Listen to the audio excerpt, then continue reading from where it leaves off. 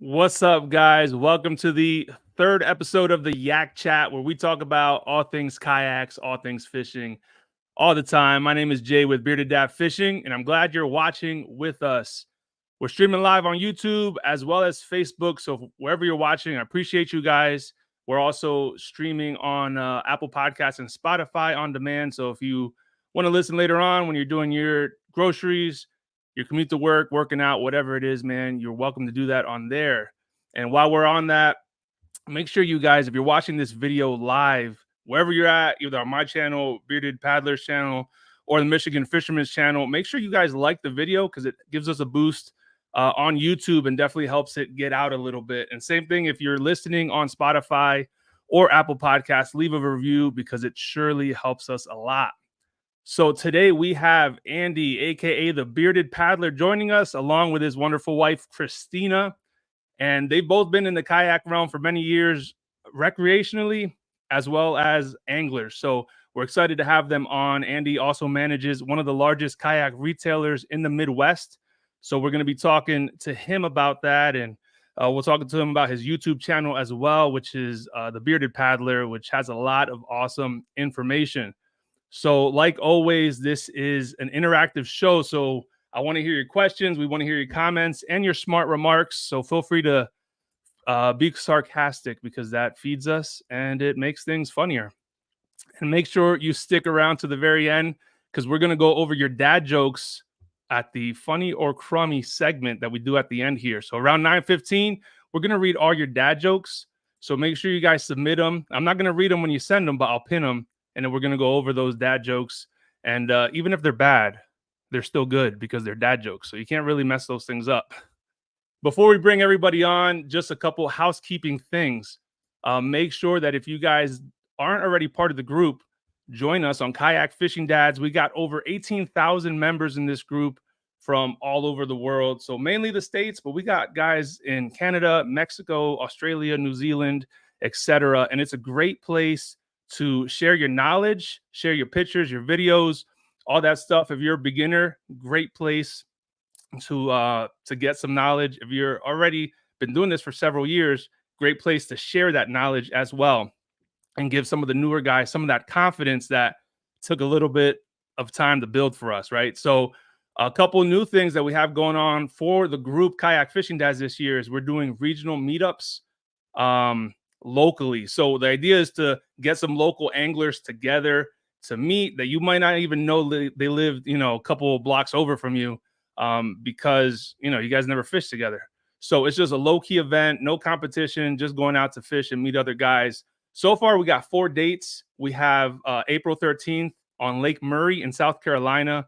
We have May 11th in Pennsylvania, Lake Nakamixon. May 11th as well, so the same day in Southwest Indiana on Bluegrass FWA. And lastly, we have an event in Massachusetts on June 8th on Lake Singletary. So those are the 4 that we have. And if you're hearing those and you're thinking, man, I wish I had something local to me, hit me up if you want to host one of these events. Again, real easy, real low key. The point is just to get people fishing locally. I just need people to commit to be there, and you'll be the contact person because I'd love to have this in the Pacific Northwest and Texas, Florida, Alabama, wherever. Also, make sure you guys join Team Bearded Dad. We have the Knucklehead Bass Fishing Series back. So if you remember last year, Chad Hoover put together the Knucklehead Bass Fishing Series, and Team Bearded Dad came on as a team like maybe halfway through. And what this is an online tournament that happens for 4 months. So May, June, July, and August. So 4 months. And you sign up for a team that you want to fish with. Each team is spearheaded by some YouTuber that's in the kayak fishing or fishing realm. So you go against everybody else that signed up for that team. And if you win that month, then you go on to the national championship on their team in Alabama. So this year, again, we're doing it in Lake Gunnersville on October 5th and 6th. So join Team Bearded Dad because it's the best team to be on for sure. It's only $25 to join. And then if you win, again, we're going to go fishing in Alabama. And they have prizes of guaranteed $10,000 in payouts. So that's just the starting point, which is really cool. And lastly, before we bring the guys on, just wanted to remind you that March 31st, we have Wendell Fishing coming on the Yak Chat, and we're going to talk to him about starting and growing a successful YouTube channel. So if you know anything about Darren, he's had a really awesome, successful fishing channel on YouTube, and he's been doing a lot of really cool things. So we're going to talk to him, talk about some of the challenges, some of the myths related to starting a channel, and we want to hear some of your stories about why you do a channel, if you do one already, what kind of obstacles you've been met with, and so on. So all that housekeeping stuff out of the way, we're going to get to the meat and potatoes. So first, I'm going to introduce, you guys already know, Mr. Bryan from the Michigan Fisherman. Hey, Jay, thanks for having me on as always, man. What's that? I said, thanks for having me on as always. Absolutely, bro. And then we got Juan, of course, Captain Hooks. What's going on, guys? Good to be here. Absolutely, bro. Thank you guys for coming. And there we go. We got Andy and Christina. Welcome, guys. Hey, how's it going, everybody? Yo, we're glad to have you guys. I'm glad to have another guy with a good beard on the show. Sorry, Christina, you don't have a beard, but Andy has. He has, like, I mean, only online you see it, but it's just like a great beard, man. Dude, the man takes care of it. Yeah. I do too. So I just started blow drying my beard. I don't know if you take it that far. Otherwise, this thing just goes. I've actually got a straightener brush that I use. That's awesome, bro. I know Bryan can't relate. He's just looking and like listening, like. I've been trying to grow a beard for a long time. I got French and Polish in me. It's just not a really good, mixture to grow a fantastic beard. Mine always ends up looking like a cat or a Simpson. Yeah. Sorry, I got visitors. Yeah, bro. The dog want to jump on the podcast. Those are the best kind of visitors, man. Yeah. So what we're talking about, I'm really excited to talk about this, and thank you guys for coming on. If I thought, like, if we're gonna talk about bad kayaks, who's the best person to have on here, right? And immediately I thought Bearded Paddler, because you deal with kayaks, you guys deal with kayaks all the time. Andy, you run one of the largest kayak retailers, right, in the Midwest. We're actually the largest in the country. Whoa. Okay. Yeah. As far as brick and mortar stores, we've got 5 locations total, and anytime we can have anywhere from 12 to 1,500 kayaks in stock. But we're a specialty store, so that's all we deal with. It's just kayaks, paddles, life vests, and accessories, whether it be fishing or recreational. But okay, and that's not just fishing kayaks, right? That's like recreational kayaks. Yeah, too? Yeah, recreational kayaks, and we carry several different brands. I know my location is recently set up to do Old Town kayaks as well. We're just waiting on our first order right now. So nice. I'm partial to Old Town. I know. Yeah, that's why I was bringing that up. But yeah, that's and big shout to Fishing McGramps. He kind of got me in the direction to talk to the right people on that. And we're lucky in my area where we don't have anybody else within our bubble, so to speak. So we was able to get set up on that. Yeah, nice, man. So I guess we'll start with, before we get to bad kayaks. Tell us a little bit about your story about how you guys got started in kayaking and fishing, and then ultimately landed on the Bearded Paddler on YouTube. Okay, so me personally, I've been fishing pretty much most of my life. Started out fishing out of an aluminum John boat with the oars on the edges, just on Buffalo National River here in Arkansas. And, life, career, everything happened, kind of got away from it. And probably, it was, 2020? 2020. Yeah, 2020, when, of course, everybody else was getting into kayaking, kind of got back into it. We bought a couple of kayaks. My first kayak, first real kayak was a Wilderness Systems Ride 115, and hers was the Pescador 10. Yep. Yeah. So by Perception. So we bought quality kayaks from the start, and this is before I managed the store. So we were customers before I worked there. And the first 2 kayaks we got were kind of recreational kayaks. but you can also still fish off of them. We found ourselves fishing and fishing more and more. And then when I got the job at Ozark Mountain Trading Company, managing that store, that same location, I was telling her, I was like, man, the kayaks that we looked at, that was just scratching the surface on the fishing kayak market. And, when we went in there wasn't hardly any kayaks in there because this is when COVID was going on and the supply chain was all jacked up and you couldn't hardly find anything. But my first fishing kayak was the New Canoe Frontier 12, that big high seat, the swivel seat. Mm-hmm. And then hers was the Jackson U-Pick, which she still has. That's what she was in today. So, yeah, that's awesome. So you got spoiled right off the bat with New Canoe. Yes. Yeah. There's one thing to say though, with him working at the store, we're notorious for, especially him. I think he changes every year. And I think he's got me sold on getting rid of my U-Pick now, because I have a Hobie Lynx, and then doing something that's a little more creek and river friendly for fishing. So we both dig the rivers. So. Yeah. Okay. Nice. And you guys were just out today, right? Yep. Yeah. Yeah. I was doing a film and video for the New Canoe, the new Unlimited 10. So the 10-foot version of the Unlimited. So I was doing walkthrough videos on that, and then doing on the water performance and fishing and stuff. And, there's bald eagles all over the place down here. So we're we're wilderness watching, and, obviously we're fishing primarily, but it kind of turned into, wildlife viewing. So yeah, fishing was a little slow. Yeah, it was really slow. Wind really picked up. So yeah, I hear you. So like I told you guys before we got on, Juan and I went to Raystown Lake, and we went with our buddy Jake Stem, he's an Old Town pro staffer, and he was pre-fishing for a tournament. We figured we'd just tag along and do some fishing.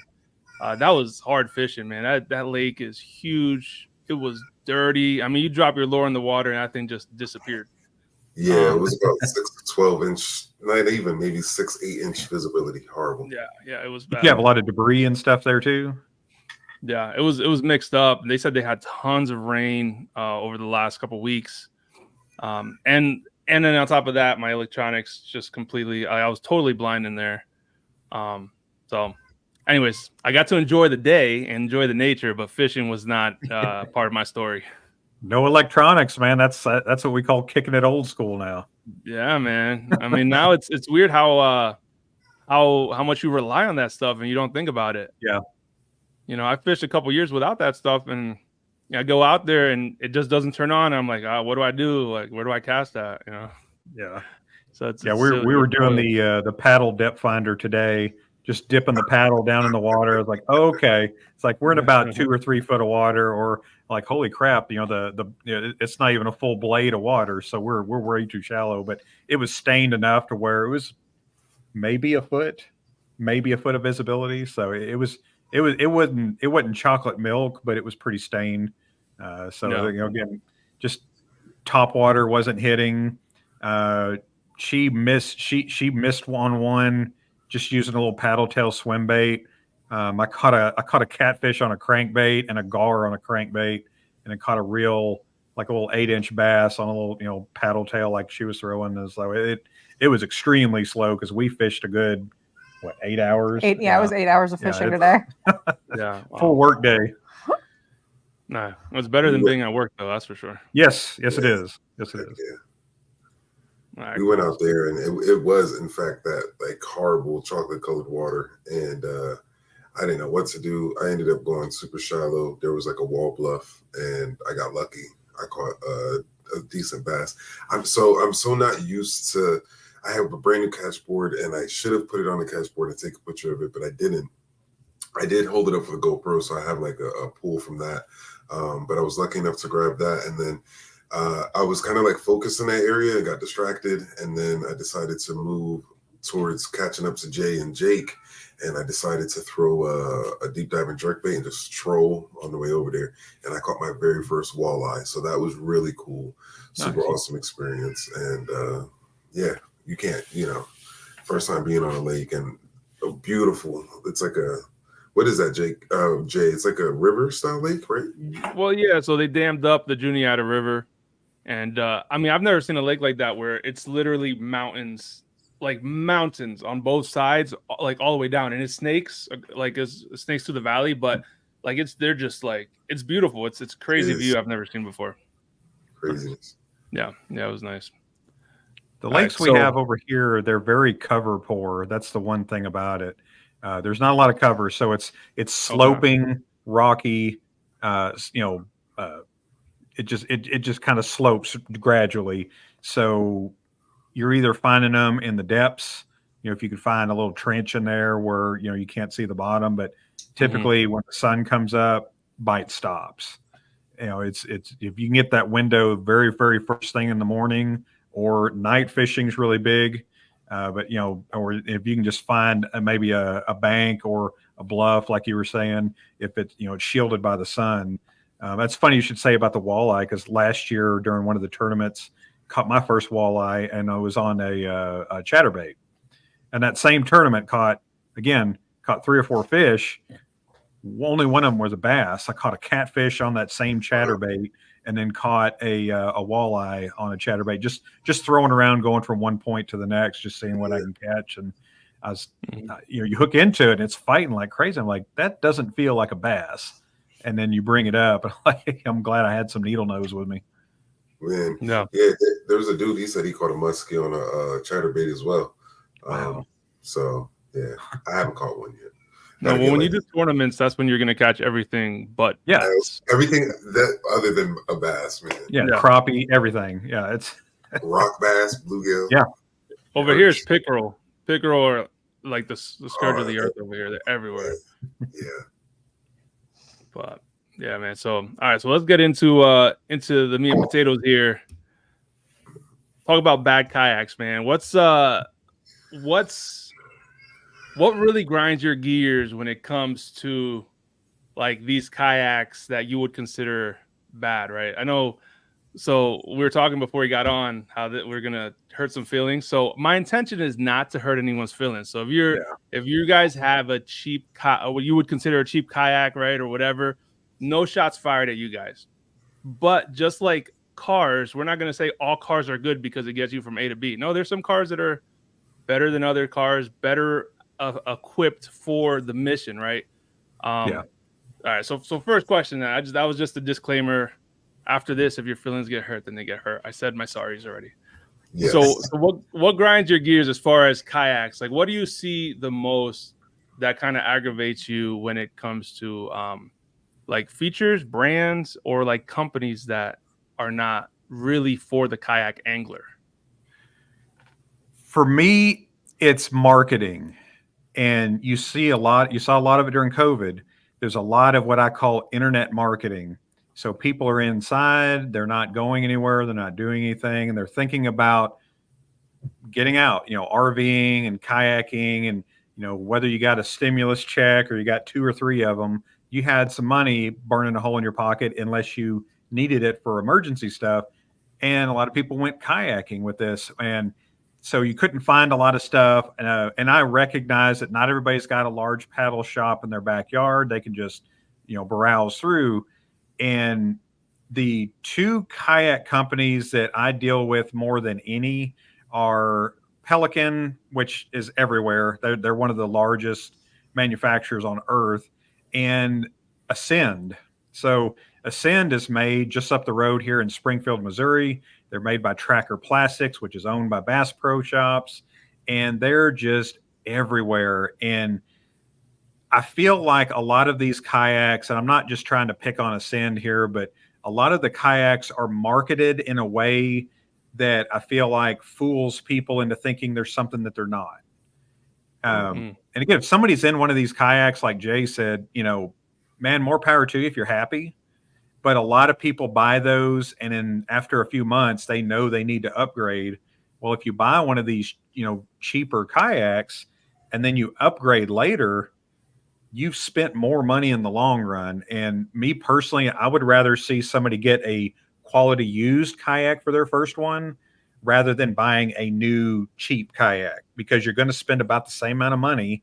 and the used market bubble has burst, especially here locally. And I'm sure it's all over the country. Everyone went out and bought these kayaks. There's people that didn't really use them a whole lot or at all. And there's so many of them out there for sale that it really drove the price down quite a bit.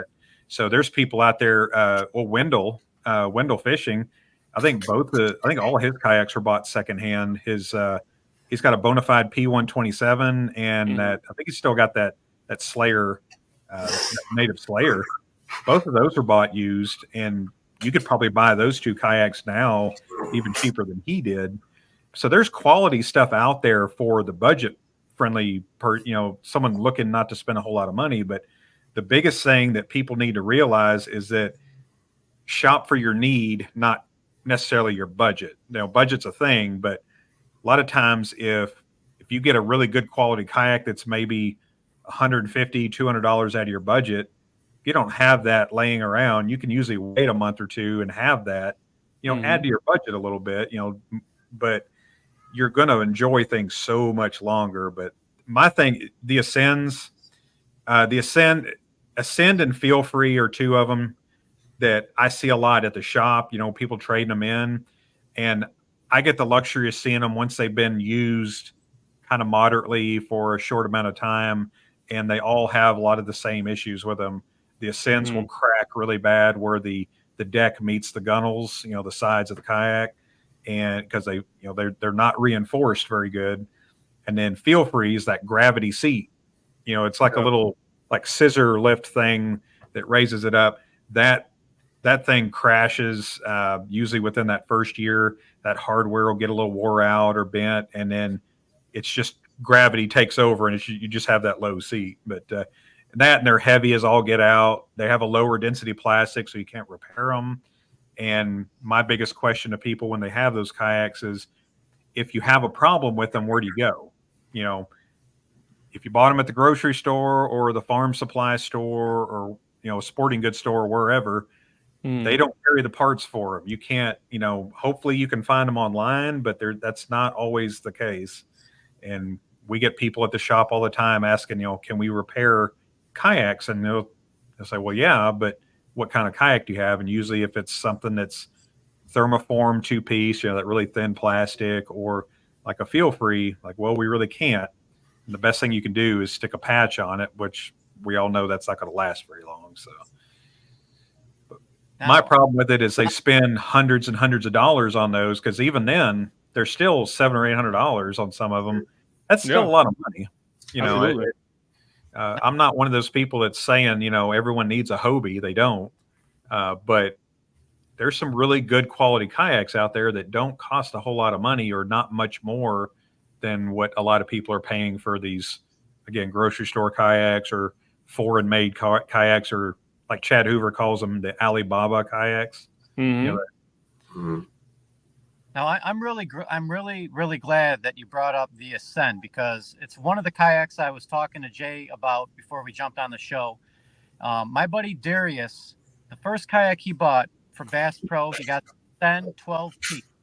Yeah. And he had that kayak for about one season, and I know you should never drag a kayak, but we all got to drag him a little bit here and there. But he's one to not really drag his kayak at all. And after one season, he was out on the lake, and luckily he was out on the lake with one of his buddies. And all of a sudden, he noticed he was moving a little bit slower, and his fitting a little bit lower in the water. And luckily, right there that Jay's got, when they got it back, he had a buddy out there that was able to put a tow strap on him, and he had the other guy had a pedal kayak. And he was able to tow him in. And then when they got to the shore, they saw this hole in the bottom of Darius's Ascend 12. And like I said, he only had it for one season, and he rarely dragged it. And I'm not sure if all kayaks are created equal with the plastic, or how thick they put the plastic in the back. But it was just a horror story. And, like you said, maybe you should have just... I'm guilty of buying a cheap kayak as well. My first kayak was a Lifetime Teton 100. I still have it. I still fish it in little areas, but I wish I would have just right off the bat spent not a lot more, but I wish I would have spent more, got maybe about $1,000 and got something really quality, because I wasn't sure if I would like kayak fishing. But I'm telling you guys, if you're watching this, if you try it. You're going to like it. So Yeah. I'd recommend spending a little bit more money right out of the gate and not going for like a, like a $400 or $500 kayak. Spend a little bit more would be my suggestion. Yeah. Perception makes a great rotomolded US made kayak, and Ascend is a perfect example of not all US made rotomolded kayaks are built alike. But Perception is what I would consider the starting point for a quality kayak. Again, Ascend, they're popular, they're in your face. We almost bought a cheap kayak, our first one. We're at the grocery store, and they got kayaks just stacked up there, and then you're there already buying your groceries, and it's like, that sounds like that'd be a lot of fun. But when I got really close to them, I just realized, like, okay, this is just not something I would feel safe being in. And I'm a big guy, so I'm 6'5", I'm 270. So that my size kept me away from the cheaper kayaks. And then, of course, doing more research kind of got me like, okay, I need more weight capacity. I need to be this far from my weight capacity. I want to carry stuff with me. I want to fish a little bit. And it kind of got me into maybe the middle tier kayak. Again, we bought, wilderness system for me and then Perception for her. And we were really happy with them. We just got our needs changed over time. And my favorite saying is buy your second kayak first. Even if it takes you a little bit more time, buying that second kayak first, you're going to have it a lot longer. And worst case scenario, like you said, keep it, use it as a buddy boat, because your needs will change over time. Everyone's wanting to run electronics and all this. And a lot of the kayaks coming out now are rigged up or made for those just at the word go. I mean, it's, they got motor mounts built into them now, and you got Old Town with the trolling motor coming from the factory. Even there's so many ways to go about it. Yeah. So you were mentioning when we were talking about the Ascend and all USA rotomolded kayaks are not the same. So what's the difference because I don't know what the answer to this question is. What's the difference with like the type of plastics that they use, the density, and because the key word to me that I see throw around, like the buzzword, is rotomolded. Yeah. But if it's not all the same, like there's some that are better than others, right? Yeah. And a lot of it has to do with research and development. So companies like Wilderness System and Perception and Jackson, even Hobie and Native and Bonafide, Bonafide's been around since I think 2015, 2016, but they've been in the game. There's a lot of research and development there. And that's, some kayaks, every company's done this where they'll make a kayak or they'll have a design that just doesn't do well or doesn't perform well. And it's a lot of trial and error. Warranties, you have so many warranties out of a certain kayak, they're going to make changes to it. They're going to make things better. And that's where that longevity comes, as to where you get a company that just gets a mold and they just want to kick out a bunch of kayaks. Yeah, it'll float.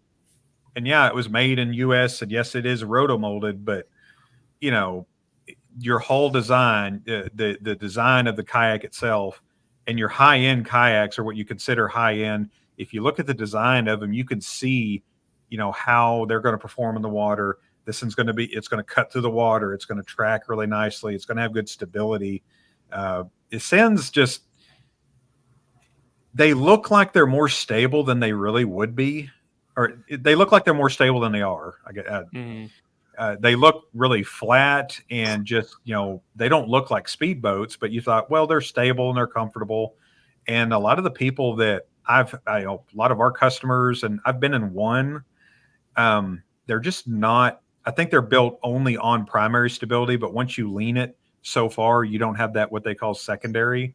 No. And then the boat just flips out from underneath you. And I've been on the Ascend, that 133, that tournament Ascend kayak that you see them putting the motors on. And I absolutely hated it. We traded for one, and I took it out on the water, and it was a comparison video between the Perception Outlaw and the Ascend 133. And she was with me, and man, it was the slowest paddling kayak I've ever been in. I've got a guy that works for me. He weighs like 150, 160 pounds. When he stands on the deck of that 133, the deck just caves in. Like there's no reinforcement. There's no blocking on the inside of it. And what he was saying earlier is where it meets the side. We noticed that when he was standing on it, is it just, you can see that it's going to crack right along the side just simply because of that weight on top. And I mean, he weighs less than I do. So yeah, that's kind of the big thing is I'm on board with him with the Ascend because of the flexing in the deck that we've seen. And I think it just has to deal with, because you asked the question about the material. I think it has to do with the thickness. Yeah. Is how thick is that plastic that they're using? Because we've even seen it on some of the ones in the shop, is when something went wrong with the mold and the plastic was thinner in a spot, we would see cracking there. Yeah. You know, I just wanted to say real quick, it's funny that you guys are making these comments about the Ascend, because originally we have a Cabela's in our region. We actually have, and I didn't know this until I looked it up, we have the biggest Cabela's here in Hamburg, PA. So that was cool. So for my first couple of experiences going there, I was just amazed with the place. And they have these kayaks lining up the outside. And before I had anything, I would see the Ascends there. And I was super attracted to the Ascend. And yeah, I thought that was something I was going to like. Me and my wife thought it was super cool. And kind of like you said, you know, you do a little bit more research over time. And then I think I went inside and they had an Old Town sitting around. And I was like, oh, I kind of like that. And yeah. Well, my first kayak almost was a Ascend because, again, same thing. Walked into the Cabela's and they have a wall of Ascends there. And I didn't know pedal drives were a thing until my buddy told me about it. And then I jumped into the rabbit hole and ended up with Old Town Sportsman 120 PDL.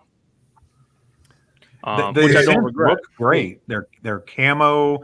They've got a decent frame seating on it. It's just the platform that it sits on. It doesn't seem to hold up.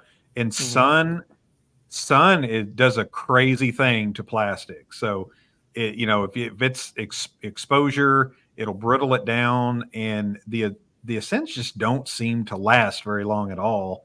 And I was laughing earlier. Dana, she said to see so many beards on the screen, but someone didn't get the memo. All right, Bryan. So yeah, sorry about that, man. I saw that go across the bottom there. I got a little. He's got a little bit. He's got a little bit. Got a nice 2-day shadow going. Yo, real quick. So like you were saying, as far as like the stability, as far as you could look at a hull and see like it's not going to really. I remember going out with Jay, and I was a canoe dude. I had a canoe anyhow. Yeah. I remember getting out with him and pulling up next to him. I think we were just like grabbing lunch from each other, and I had to put my hand on his kayak to pull close. And when I did, it was amazing how stiff his kayak was on the water. And I was like, yo, dude, it was this PDL. And I remember I was like, yo, what's going on with that? And when we took it off the water later on, I saw that bit of that tri-hull design. Yeah. And I was like, oh, there's got to be something to that. So does that, in your experience, is that what you find to be a more stable feature? As you said, I heard you mention before, what was that, secondary stability? Yeah. Is that where that comes from? And your secondary stabilities, usually you'll see kayaks, it's got kind of those right angles on the edges, or those ridges on the edges. Bonafide does a really good job of that. So Bonafide uses the tri-hull design where it looks like you got two pontoons run along there, and you'll have a keel line down the middle. But if you look on the edges, they've got kind of a ridge.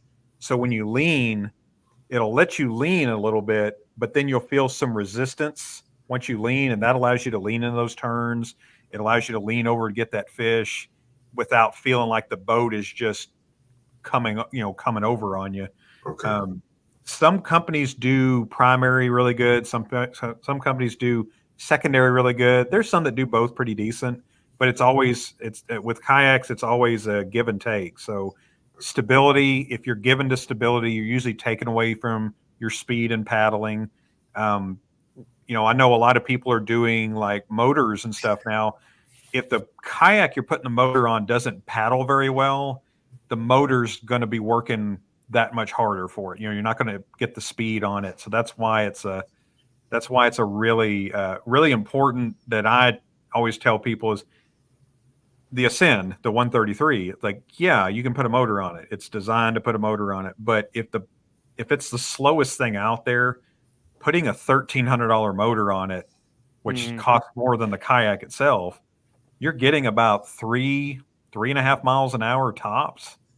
And you can get more than that out of a decent paddle, a pedal drive kayak, and spend probably less money that way. So that's always the thing I tell people is, they got a good package price with the motor and the batteries and all that. But if your foundation is going to crumble underneath you, it doesn't matter how big the house is. You got a lot of quality products on a kind of a subpar foundation, and it's just not the best thing.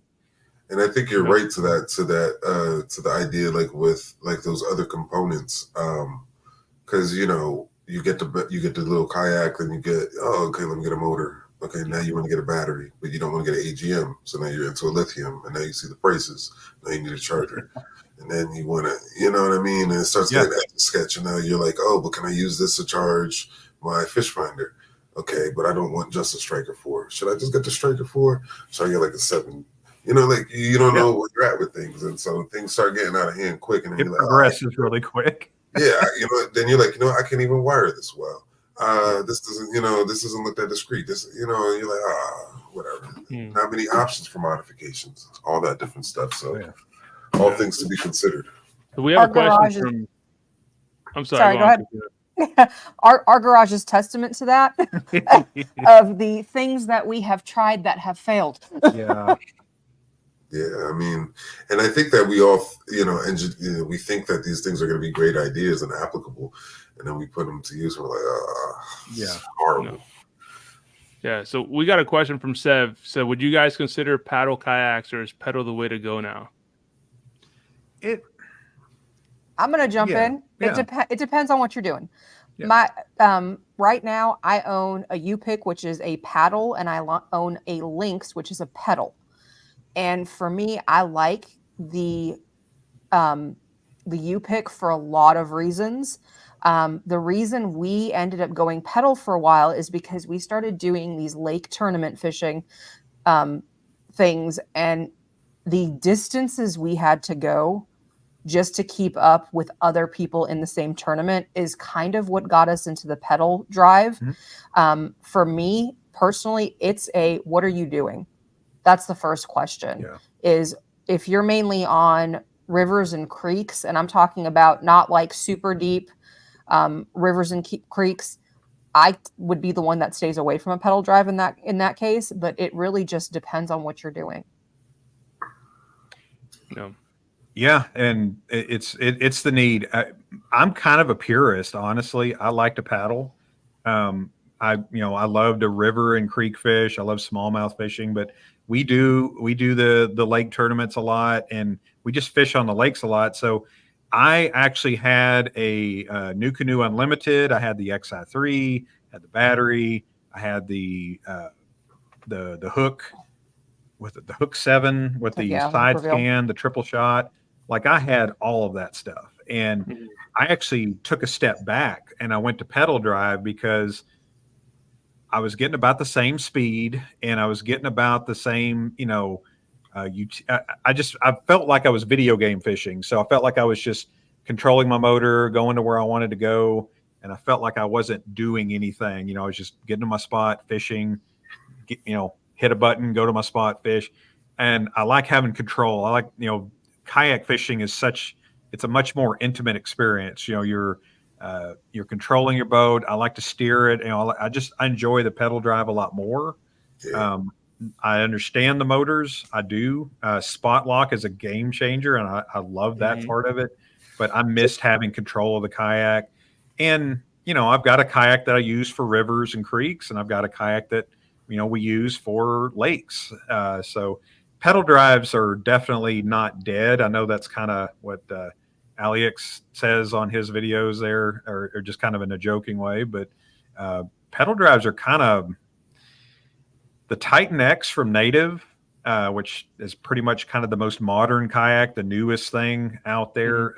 It's heavy as all get out, but that is one of the best pedal drive kayaks I've ever been in.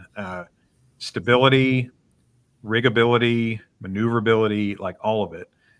Getting it from your truck to the water and back is a different story because that 12.5 is 172 pounds. But that's also when people ask me, hey, why doesn't this company put this on this kayak, or why don't they do this?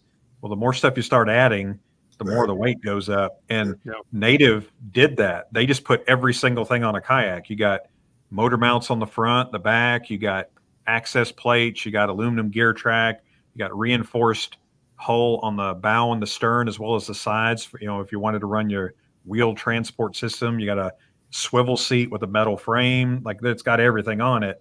But man, it's heavy because it's got everything on it. Yeah. Do you find with the pedal and the XI3 combo, do you like the ability? Like, how do you like that spot lock situation? Is it really productive?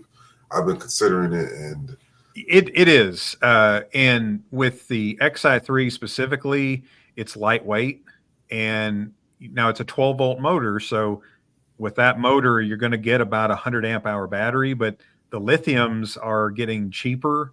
You know, there's a lot more competition out there. So it's not just Dakota and Amped, even though they're great companies, but their batteries run about $600 to $800 for a 100 amp hour battery. But there's a lot of companies making lithiums for, you know, your off-gridders, your solar power. So there's a lot more competition out there. The spot lock for me was a game changer in windy and choppy conditions. You get to your spot, you hit a button. So I fish really slow. Okay. I'll get to a spot and I will just fish the mess out of that spot. I'm not one of those guys that burns up and down the bank and just fishing really fast. So if I see a spot that looks fishy to me, I like hitting that button, and I like throwing a couple of different baits, fan casting all around me. And then, you know, I can move down to the next spot. Yeah. The problem with the motor and the pedal drive is the cost. So if budget's not an issue, there's a lot of guys that do it. But to me, once you take like the Titan X and you put the motor on it, whether it's a Newport in the back or the XI3 in the front, you're kind of got two different propulsions going on. You got a pedal drive that you're not using when you're motorizing. You got a motor that you're not using when you're doing the pedal drive. Having both of them on there, you're spending about $1,000 for a pedal drive and $1,000 or over $1,000 for a motor. Yeah. So that's why I like that Bonafide did the PWR this year. Is now you got a kayak that if you don't want to have the pedal drive but you want the motor, it kind of gives you that option. So I think you're going to see a lot more motor only boats coming out. Not that the Power is a motor only boat, but it's set up for it. You know, if you don't want the investment of buying a Hobie kayak, because there's people that do that. They'll get a Hobie Pro Angler and then put a motor on the back or the motor on the front. Yeah. And man, the pedal drive itself, the pedal drive unit on a Hobie is about $700 or $800 for the 180 drive, and the 360 drive adds about $1,100 to it. So Yeah. that's why I don't like seeing kayak companies go direct to customer. Is it doesn't help out the customer at all doing that. And a lot of times your local paddle shops will give you better pricing than a lot of the stuff you see online, but they're going to give you a much better service experience and warranty experience. Because if you buy a kayak on Amazon, Amazon's not going to handle the warranty for you. And just like if you have a Ford or a Chevy, you're not going to call Detroit for your warranty. You're going to go to your dealer. Yeah. And now I'm not saying every dealer, every retail shop out there is the best. You know, during COVID, everybody wanted to get into the game, and there's a lot of them that's kind of gone belly up, unfortunately. But there's also a lot of manufacturers out there that are trying this direct to customer, and they're cutting out that retail shop. And what that does is that hurts the manufacturer because there's less people pushing their product, and it hurts the customer because the customer doesn't have that face to talk to handle those warranties, to handle that service. I mean, we have so many extra parts laying around from old warranty boats that a lot of times if someone comes in with a problem, we have a part to just give them. I mean, Cool. and it's Yeah. not something that costs us any extra money, but it's part of that customer came in, they're spending, thousands of dollars on this stuff, and you want to feel like you're valued and you're taken care of. And I love that you've got, again, Delaware Paddle Sports, big shout out to them there. But there's a lot of companies like that are going out of business or really close to it because there's not as much support out there for them. And that's kind of where my frustration with the kayak industry has gone. Is some companies do it really well. New Canoe is very good at supporting their local retail stores. Old Town is kind of new with me, but I know Old Town's got an online store. I know Bonafide is kind of starting their online business, but they're still really good at supporting us as well. But, Perception and Wilderness Systems, you can go on Amazon and buy those things. And if you got Prime, you get free shipping. So Yeah. a lot of times they'll run sales that we can match, but it just eats our margins up. And, we got bills to pay. We got people to pay. So Yeah. it's just one of them things, man. So Andy Hall wants to know what's your thoughts on Brooklyn Kayak Company. I don't have anything good to say about them. I know you've been kind of waiting on that one. Man, Brooklyn, I've seen one, but during COVID, that's all I heard about. Yeah. You heard about them, you see them, and they're one of those copycat brands where they'll take features off one kayak. And there's another one out there that does like a fin drive and a prop drive. You can choose, and it's literally a plastic version of the Propel drive from Native and a plastic version of not Hobie's current fin drive, but their previous fin drive that the patent has run out on. So it's their older drive that it's plastic, and there's a reason it's cheaper. And that's what it doesn't matter what the name on the side of the boat is. If you got a pedal drive kayak that costs $1,100, it's not going to be the same as a pedal drive kayak that's $2,500, and you wouldn't expect it to be. But there's a reason it's cheaper. It's not, nobody's getting rich in the paddle sports industry. There's not, if you look at Jackson's home office, or if you look at Native and Bonafide's home office, there's not these big ivory towers and gold toilets, and there's none of that going on. So it's, the margins are margins, and they're pretty much the same across the board. And there's a lot of corners being cut. And when people get them, they say, well, I like it. It was cheap, and then they're ended up buying something else later down the road. And all that money that they've spent in the meantime going through those cheaper ones. Yeah. And Brooklyn's one of the worst, in my opinion, as far as quality goes. I don't know how they are as a company. I don't know, who runs that, but man, the quality of it is just one of the worst I've ever seen as far as just the components of it. Okay. What about Feel Free and Hoodoo? Elizabeth wants to know, and where is he at? 919 or 2 about Feel Free. Feel Free has some decent kayaks. I'm not going to say they're not on the level of Brooklyn by any chance, but Feel Free, the one thing that I will say about them is they are heavy. And I mean, like, you got an 11-foot kayak that's almost 100 pounds, and they've got that little wheel in the keel. That wheel will cause damage over time, because when you're picking up that heavy kayak in the front, all that weight gets transferred to that wheel, and that where that wheel attaches to the keel, it'll create a little bit of that shearing, that tearing. Over time, that water will start getting in there, and the wheel is built into the hull of the boat. So once that starts taking in water, and then it's made in Taiwan, so the plastics are not the same density. There's a lot of dealers around here that used to sell Feel Free. They got out of it because they wasn't able to repair them. Yeah. Yeah, and they are. I will vouch for them being heavy because they are. I mean, they're stable for big guys. Lucas ain't on the show today, but he had a feel free Big Fish 120, I think it is, or 108, and he was rocking it in Lake St. Clair, right, Brian? For like in some real bad weather, all chops and everything. Yeah, he had the Three Waters Big Fish 108. Yeah. It's a very, very, very stable platform. The way that hull is designed, but I had to help him lift that one time when one of our what am I trying to say? We were towing it on a cart, and the cart, something happened with the cart. We had to lift that thing, and that thing is extremely heavy. Yeah. And so, I mean, he loved it. He said it was like a bathtub on the water. You couldn't really flip the thing, but it is extremely heavy. So. Yeah, they're stable, especially the big fish. The only thing that I didn't like about it, and I fixed a few of them, that is that little 8-ball steering. So it's like a little, literally it's a little 8-ball, little black and it goes from side to side, and it's plastic, but the interior of it's plastic too.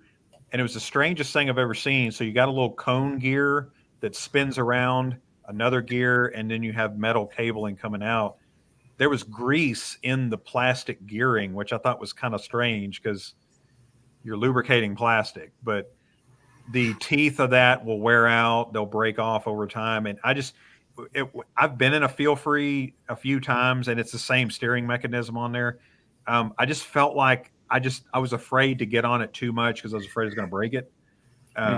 But stability, yeah, it's, especially the big fish. It's a boat. It is definitely large. Yeah. So, all right. So we said stay away from hoodoo. We're staying away from. I mean, feel free. I wouldn't put that in the stay away from column, right? It's just more Just like be careful with it. Yeah. Okay. There's some stuff about them I don't like, but they sell some really good paddle craft, for the money. But man, there's some. Again, the market is flooded with quality manufacturers for around the same price. With Hoodoo, the only thing, and I know that I kind of got into a little bit of a back and forth with, I guess, the rep on that post you made on Facebook there. You just caught me on the right day on that one. I just took the bait and run with it. But they do so they're buying plastic hulls from China and they're manufacturing and putting them together in the U.S. So they still can't use the U.S. made. So what they use is the Texas made, which is not the same thing. Interesting. So there's a difference between made in the U.S. and manufactured in the U.S. So that's like me if I'm selling you a fishing rod. So I'm buying the reel from China, I'm buying the rod from Taiwan, and I'm buying the fishing line from Canada. And I'm getting it mailed to me, and I put it together and I mail it out to you. I can't say that's made in the U.S. And that's what a lot of those companies are doing. So they're kind of trying to get in on that U.S. market, but not have that U.S. quality. The reason why the U.S. thing matters is because we're able to monitor the quality control, the process of it. When it comes over from overseas, we have no idea what's used on it, what shortcuts they've taken. We don't know. We can go to Big Adventures, which does native and bona fide, or we can go to Jackson.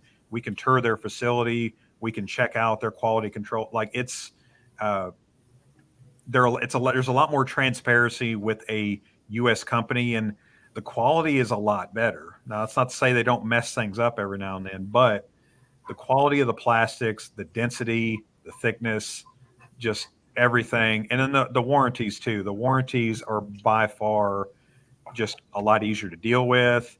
There's a lot less steps and a lot less hoops to jump through, and just a better overall process. So what company we'll go off of that? What companies have the best warranties, you think, in the kayak fishing? Man, from my experience, and I'm a Jackson guy, but I've definitely had my share of complaints about Jackson here in the last few years, but their warranty department, their warranty is just by far one of the easiest.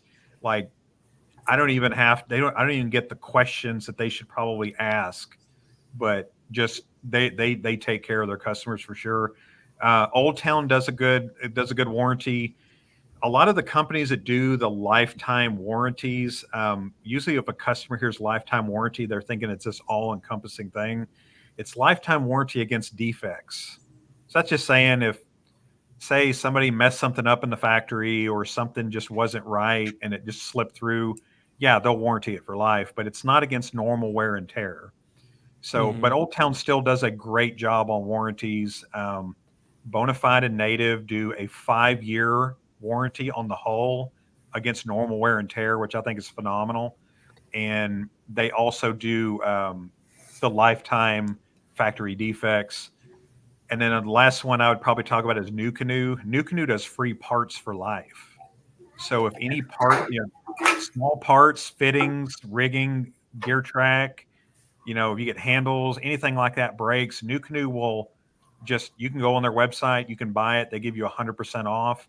You pay shipping, but they ship it USPS. So it's like a couple of bucks. So, I mean, it's nothing crazy, but it's literally a no questions asked lifetime warranty. But it's not on the hull. It's not on the plastic of it. That's, just on the parts. Yeah, no, that's awesome, man.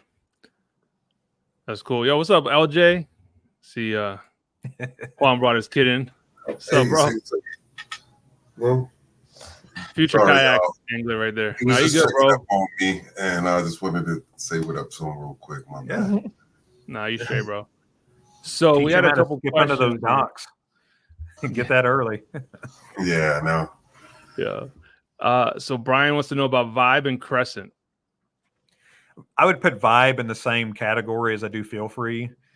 They make some good paddle craft. I mean, it's not anything to write home about, but again, if budget's a thing, I would still say that you can probably buy a used quality, used Jackson or Hobie, even Native, Bonafide, any of them. There's so many used kayaks out there right now. You're probably still better off buying those on the secondhand market than you are some of these with new. Crescent's actually a quality company. I've had the pleasure of running the Crescent Shoaly, which is probably one of the more popular ones. The one thing I will say about them is they're very maneuverable. They are very fast and very quick to turn, but they're not the most stable in the world. And they do have some design flaws that I would be concerned about, but that they have. The Shoaly was designed by the same maker that designed the Jackson Coosa, Drew Gregory. So the seats on them have those little points that go down on the hull. Over time, I'd worry about those really wearing through the hull, because that definitely is an issue with some of the Jackson Coosas when they made those. That's a lot of stress to go down. Now you see most companies use the straight bars across the bottom to kind of level out that weight, because you get all that weight going down on just a single point. It's like wearing a stiletto heel and just pressing it into the hull. It can be a great quality made kayak, but weight on one point like that, you got to have a lot of reinforcement underneath there, because over time, and it could be a couple of years, from when you buy it, but yeah, that's the only thing I'd worry about. Okay. Now, speaking about the seats, so we got a question a little bit ago from Uncle Stumpy, and he says, how stable are seat risers? I'm guessing if you add them on there. He says, I'm a bilateral amputee, and the PDLs I've tried hurt my legs by the end of the day.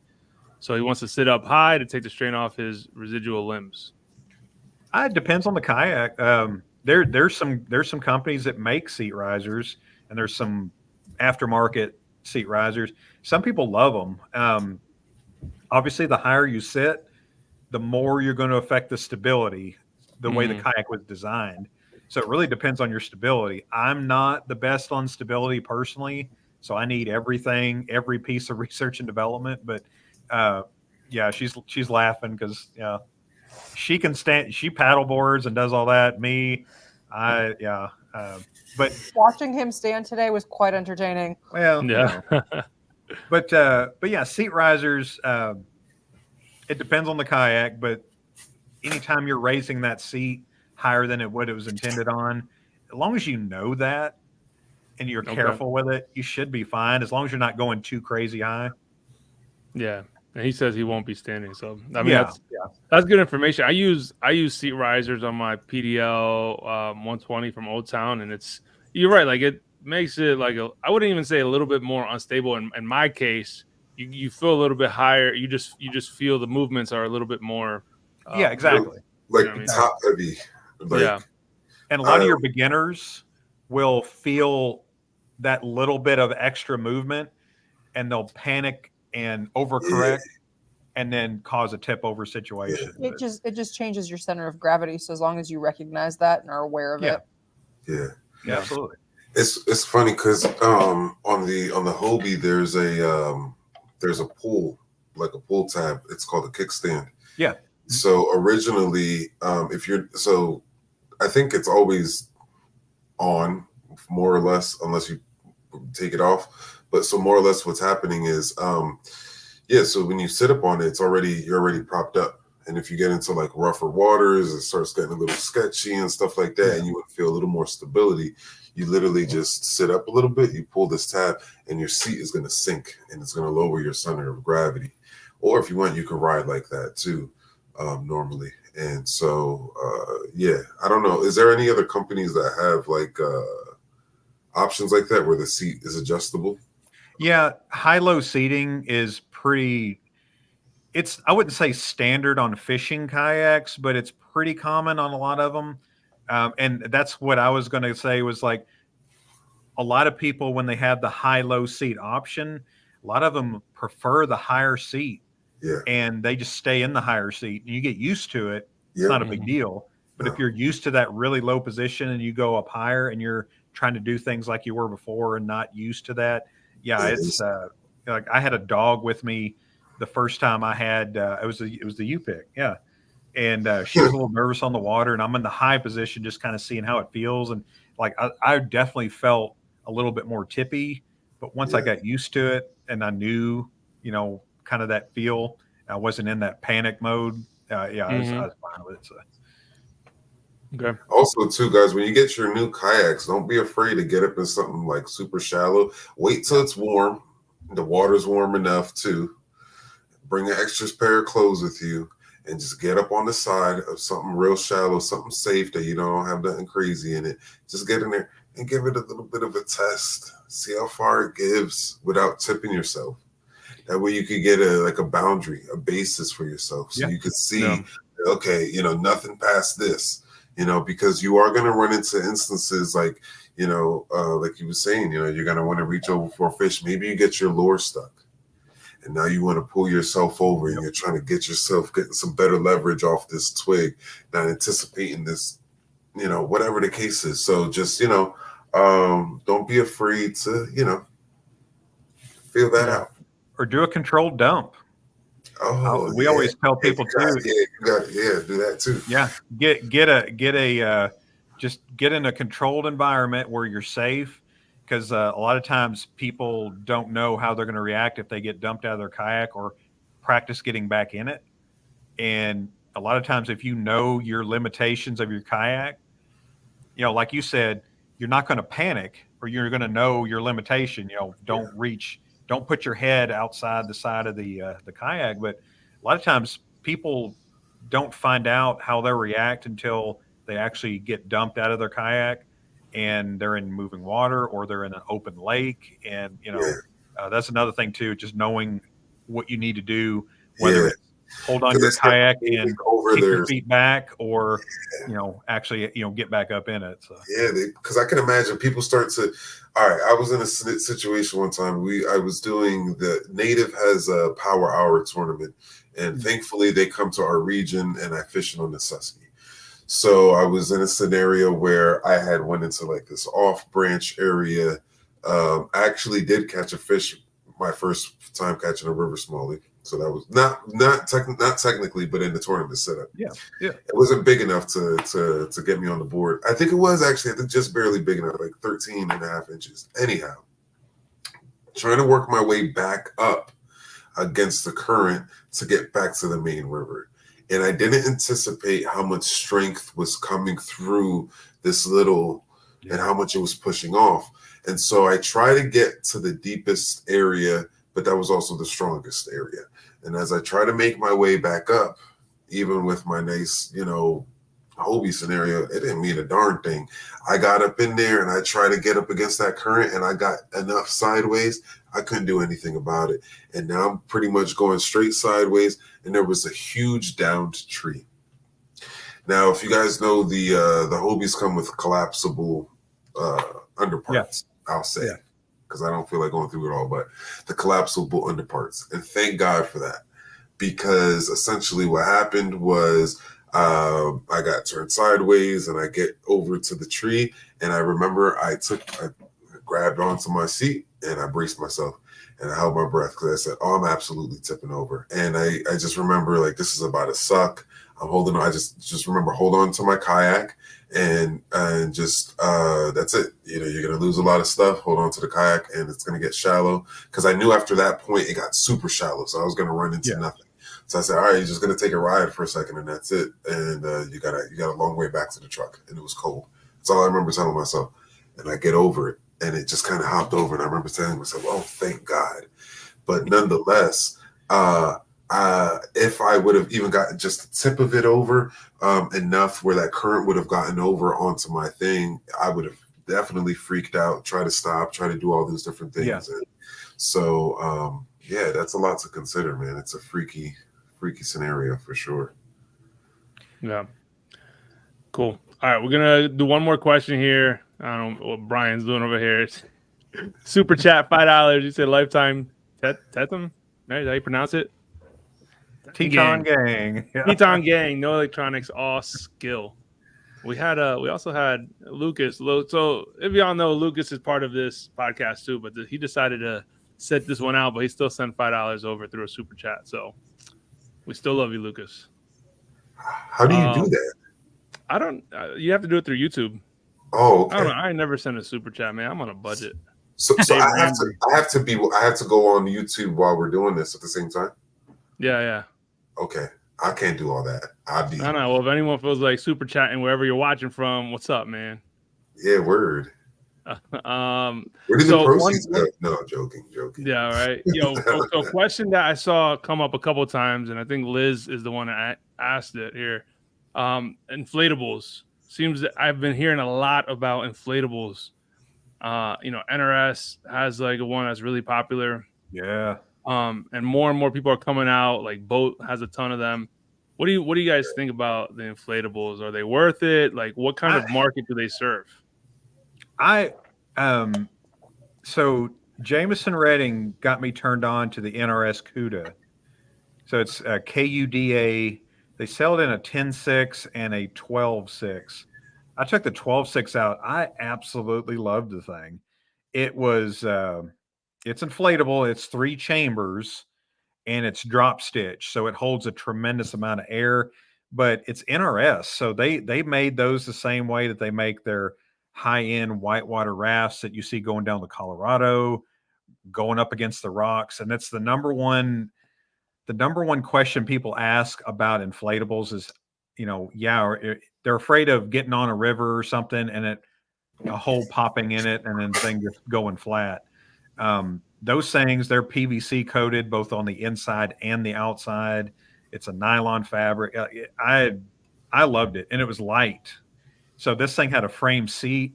It had lockable foot pegs, and the whole thing rigged up weighed 31 pounds.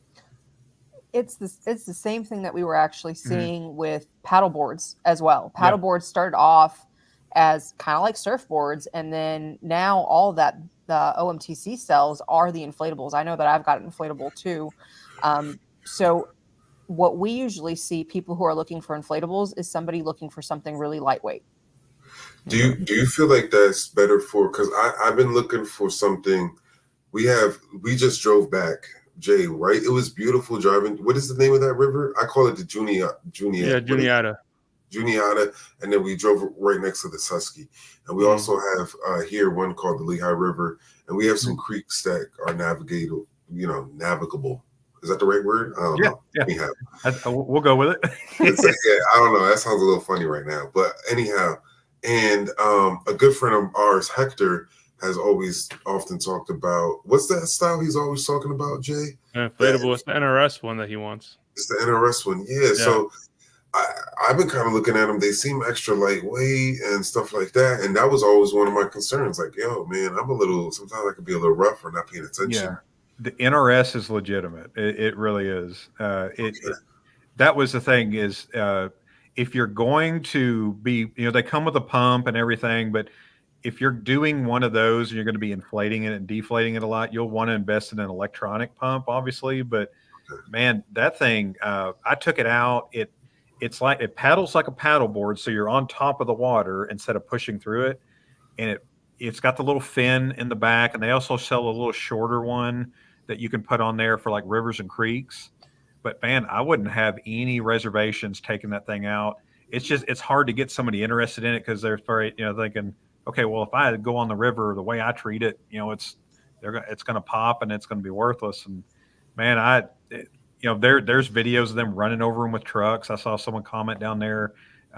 They are legit, but NRS is a quality brand. So there's a lot of off brands that I don't know a whole lot about. And yeah, it could be like a kiddie raft down, one of them little pool inflatable rafts, that thing gets popped and it's not going to be useful. But Hobie's been doing inflatables for years in the iTrack series.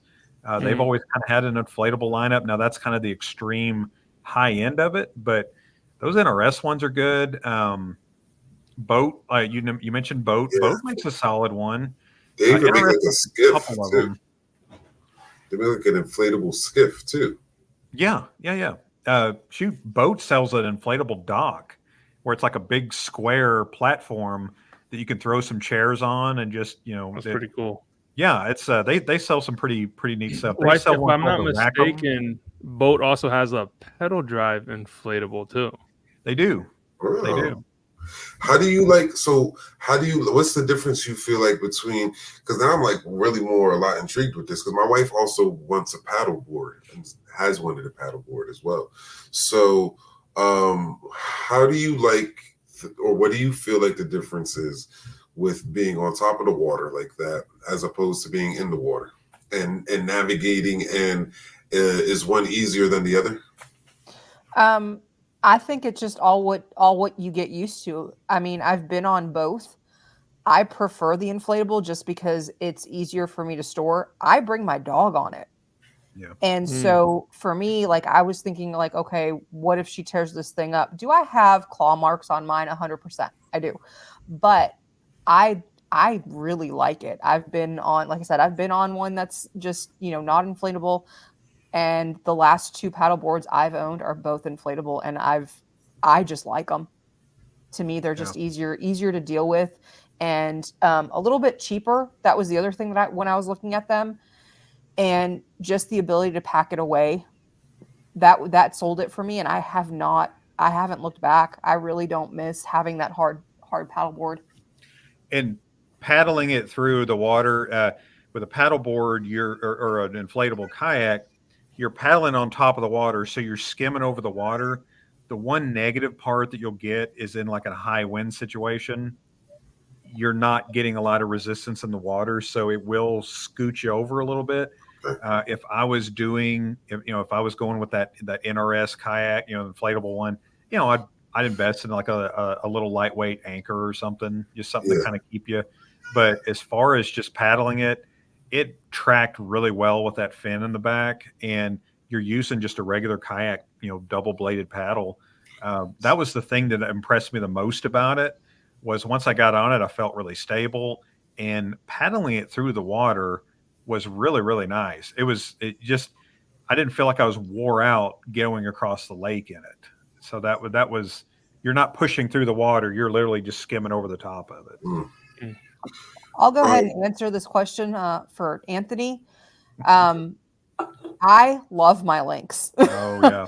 I love it. It took him some convincing to actually get me in it, because I looked at the price and I'm like, I just don't know that I can do that.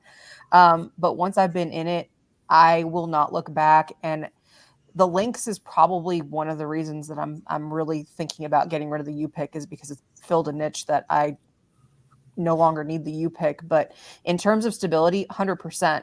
I will say one thing. Be careful about how quickly you're going, and as you turn. Both him and I have almost thrown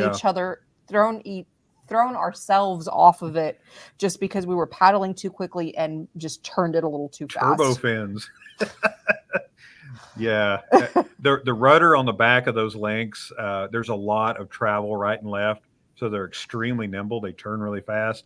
And if you get some speed going on it and you turn it a little too quickly, if you're not leaning into that turn a little bit, it can make you the kayak itself may not tip over, but it can throw you off of it because you are sitting up a little bit higher. But especially when you're going fast. Yeah. Cool. So I know we said last question, but I'm taking that back because Fishing with Chad asked a really good question. He said, what direction do you see kayak fishing going in the next 10 years? And I've been personally in the game for like 4 years. This is my 4th season, but I've seen a lot of change in those 4 years. I mean, it's just like COVID changed a lot. And then now, I mean, with the questions on whether the paddle is it worth getting a paddle kayak? Is it even worth getting a pedal kayak now is what we're asking, because we're seeing everything with a motor on it. So what direction you see kayak fishing going in the next 10 years? That's a really good question though, because I think last year and in 2022 specifically, kayak was in kind of a transition year because once COVID kind of let loose, then okay, some of them may have went up too much in price. We actually saw some kayak manufacturers bring their price back. I think you're going to see a lot more value. So I don't think prices are going to go backwards anymore, but what you get for the money that you're paying is going to be a lot more, value oriented, and just taking, so in ICAST, it was what the Old Town EPDL, the Bonafide Skiff, and then Bonafide released the Power, the PWR 129, and then Native did the Titan X. All of those kayaks are kind of innovative, but also easy to rig. So, the access plates, the wiring mounts, all of this stuff included with the kayak. It's like getting your vehicle with all the options included on it, for the same price. The price didn't go down, but you're getting a lot more with it. For that same reason, I think some companies are in danger of being left behind for not doing that. So these companies have got to know that they've got to adapt with the times and adapt with the needs, because kayak fishermen, Bassmasters is doing a kayak tournament series. So it's growing, and the whole forward-facing sonar debate, whether you love it or hate it, it's here. Yeah. So I think you're going to start to see, especially in 10 years, we're going to be laughing at the stuff that we're doing today. That's what I think. I think you're going to see, it wouldn't surprise me to see more integration in the next 3 years of forward-facing sonar. Yak Attack is already in production of a forward-facing sonar mount. Railblaza already does one.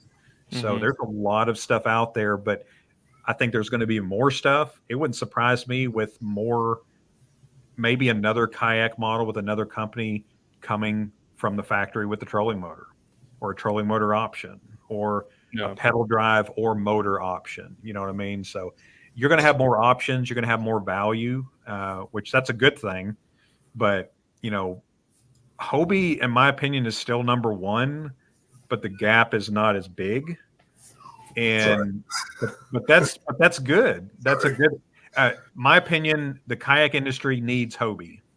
If Hobie was not there, or if Hobie was number one, you wouldn't have everyone chasing it. It would just be, okay, this year this company's number one. This year they're like the Alabama of college football. It's just, they've got the best pedal drive, the most efficient. They've got just, you're in a pro angler, so if you use all the features on that pro angler, there's a lot of value on that. Yeah. Not everybody needs all those values, so not everybody needs to buy a pro angler. But if you do, which I did when I had one, I used every inch of it. I used the retractable transducer mount. I used all of that stuff. Yeah. But you're going to see a lot more of that on kayaks moving forward, and you're going to see a lot more innovation. Maybe not anything that just blows the door off the industry, but just easier to do it yourself. You don't need a professional to wire your kayak. It's going to That's be what I'd more like to plug and see. play, I think.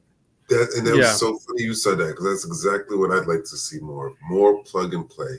Yeah. As far as just a little bit of universalness, and just mindfulness as far as what we want to do as far as modding it, because it gets expensive modding it, and certain things are only made certain ways. So and a kayak you're not going to grow out of in a year or two, and that's what that does. When you got a lot of options you can do with it. Yeah, this year you may want to pedal drive. Next year you may want to motorize it. And that, do you want a kayak that where you don't have to buy a different kayak to do something different you want to do? You got those kayaks that kind of do it all a little bit more, and those are going to be pricey. Don't get me wrong. I mean, there's not going to be a lot of budget friendly stuff. You're not going to find a lot of stuff, $1,500 and under that is going to have a pedal drive or motor option and all that. That's going to be worth it. But if you got that one kayak, it's like, okay, if I pony up and I do this, if I do the thing, then this is going to be a lot longer of an investment than something I'm just going to be sick of in, a year or two. And I'm, some new stuff comes out and I'm just, this thing's already obsolete. So. Gotcha. Cool. All right. So you guys have anything to add before we get to the funny and or crummy segment? Anybody? Other than this episode went ridiculously fast for some reason. I know. Well, I feel like I was like, I have more questions I want to ask, but we're already, an hour and a half in, so we'll just have to do a part 2 with you guys. Yeah, we're gonna definitely have to do a part 2. Yeah, and there's a lot of great questions that the viewers submitted too, and we couldn't even get to all of them. All right, cool. So we'll get to the fun. So funny or crummy is what I termed it. So I love dad jokes. I put one in all my videos. Yeah. So we're gonna read through what everyone submitted. I tried to not read them, just pin them. I saw a few, and that's why if you kept seeing me smirk it's because I. So we'll read them and we'll decide if they're funny or crummy. All right. So first one says, I went to buy some camouflage fishing gear, but I couldn't find it.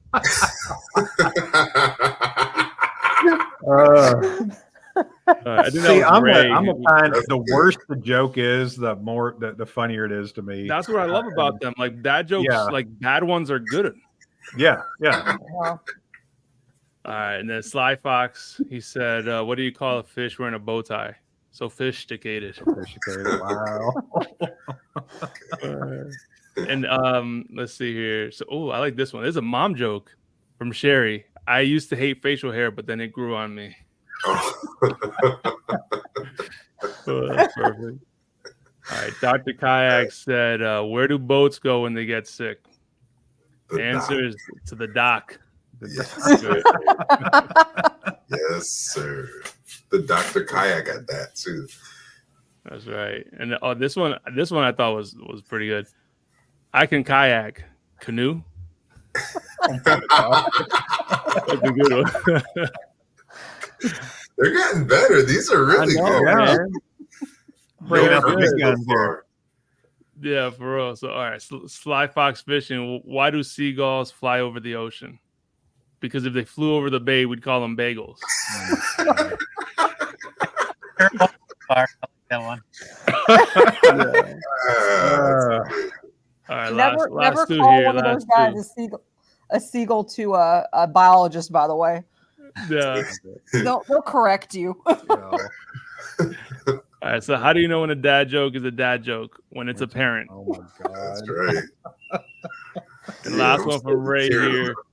I'm writing a book on fishing with super glue. I'm stuck on the first chapter.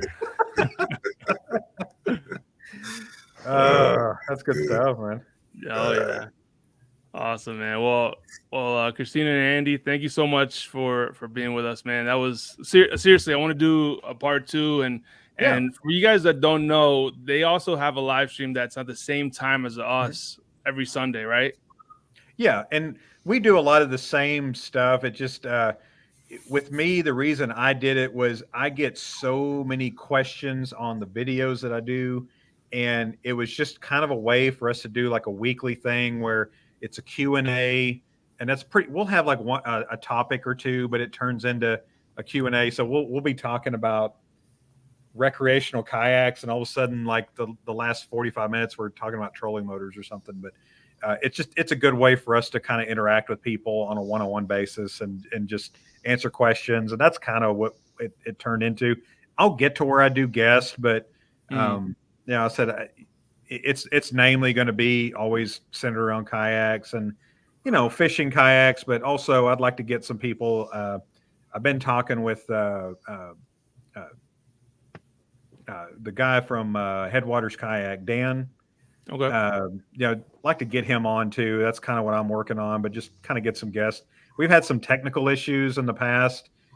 We had some issues with connectivity where I'm at, so we've got that fixed. So I just kind of wanted to wait to do guests until after that, because last thing I want to see is blurry screen when I got somebody making a point. Yeah, for sure. Okay. So, and then they can find you guys on YouTube under the Bearded Paddler, Instagram, and Facebook as well, right? Absolutely, man. Awesome. Well, again, we appreciate it. Thank you guys for joining. Thank you guys for watching. Juan, Bryan, thanks for joining as well. And just real quick reminder, next episode is going to be March 31st. We're talking to Darren from Wendell Fishing on how to grow and start a successful YouTube channel. So that'll be all, guys. I appreciate it. Thank you again. Till next time. Peace and God bless.